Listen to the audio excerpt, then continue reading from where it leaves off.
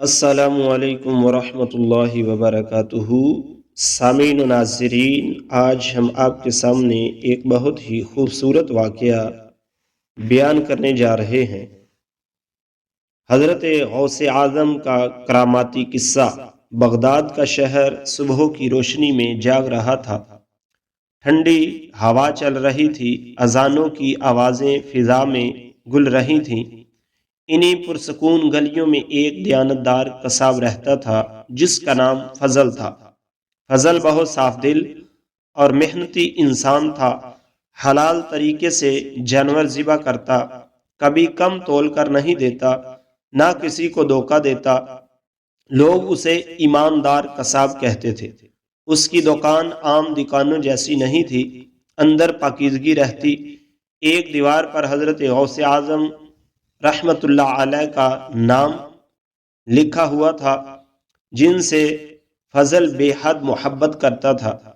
फजल का एक बेटा था मज्जू, लेकिन मज्जू अपने बाप की तरह साफ दिल न था। वो ज्यादा नफा, जल्दी दौलत और दुनियावी चमक दमक का ख्वाहिशमंद था। बाप की ईमानदारी उसे कमजोरी लगती।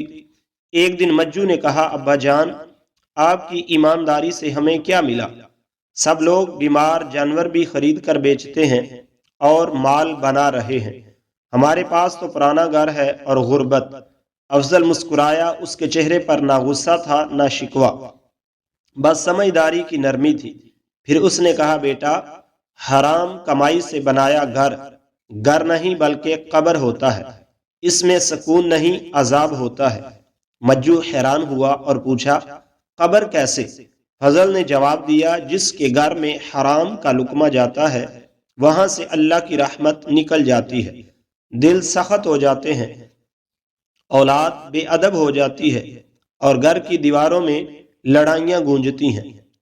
फिर फजल ने मिसाल दी अफजल खान की, एक कसाब जो बीमार जानवर बेचकर अमीर हुआ था। उसके घर में हर रोज लड़ाइयां होती थीं। बच्चे उसकी इज्जत नहीं करते थे, खुद उसकी औलाद उसे मारते थे। फजल ने कहा, दौलत कभी सुकून नहीं देती, सुकून सिर्फ हलाल से मिलता है।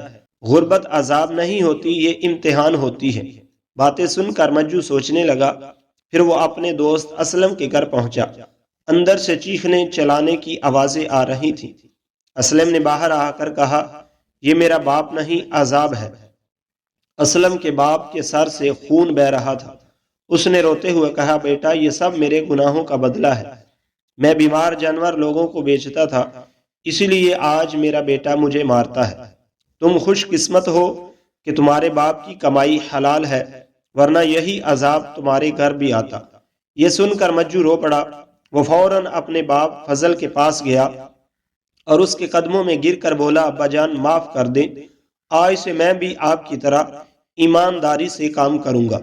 अगले दिन दोनों बाप बेटा मिलकर दुकान पर काम करने लगे।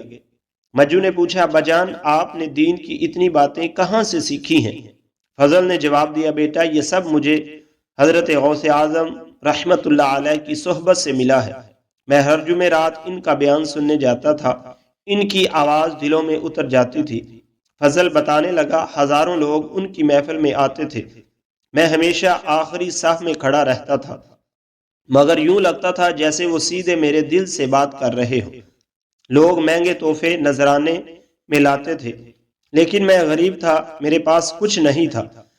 इसलिए मैं अपने घर का पकाया हुआ थोड़ा सा गोश्त उनके मुरीदों के जरिए बेच देता था। दिल में बस एक ही दुआ होती, या गौसे आजम, अगर मेरी मोहब्बत सच्ची है तो इसे कबूल कर लीजिए। एक रात फजल ने ख्वाब देखा, महफिल गौसिया लगी हुई है, लोग कीमती तोहफे ला रहे हैं। हजरत गौसे आजम रहमतुल्लाह अलैह हर चीज उठाकर गरीबों में तकसीम फरमा रहे हैं। इतने में फजल के हाथ का पका हुआ एक छोटा सा गोश्त का प्याला भी लाया गया। मुरीद उसे भी गरीबों को देने जा रहा था कि हजरत गौसे आजम रहमतुल्लाह अलैह ने फरमाया, नहीं, इसे मेरे पास लाओ, ये मेरे एक चाहने वाले फजल ने मोहब्बत से मेरे लिए बनाया है, मैं इसे खुद खाऊंगा। मुरीद ने हैरान होकर पूछा, हजूर, इतने कीमती पकवान सामने हैं, आप सब बांट रहे हैं, फिर ये सादा सा सालन क्यों? हजरत गौसे आजम रहमतुल्लाह अलैह मुस्कुराए और फरमाया, बेटा, قیمتی کھانے اور سونا دینے والے اپنی خواہشات کے لیے دیتے ہیں، اپنی مرادوں کی نیت سے دیتے ہیں، انہیں ان کا اجر ملے گا۔ لیکن یہ سالن، اس میں ایک غریب کے دل کی سچائی ہے، ایک محبت کی خوشبو ہے، ایک بے لوث نیت ہے۔ ایسی چیزیں میرے دل کے سب سے قریب ہوتی ہیں۔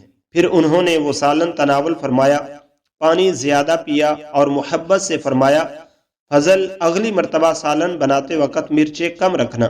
یہ سن کر فضل خواب میں ہی رو پڑا۔ اس نے پہلی بار حضرت غوث اعظم رحمت اللہ علیہ کے نورانی چہرے کا دیدار کیا تھا۔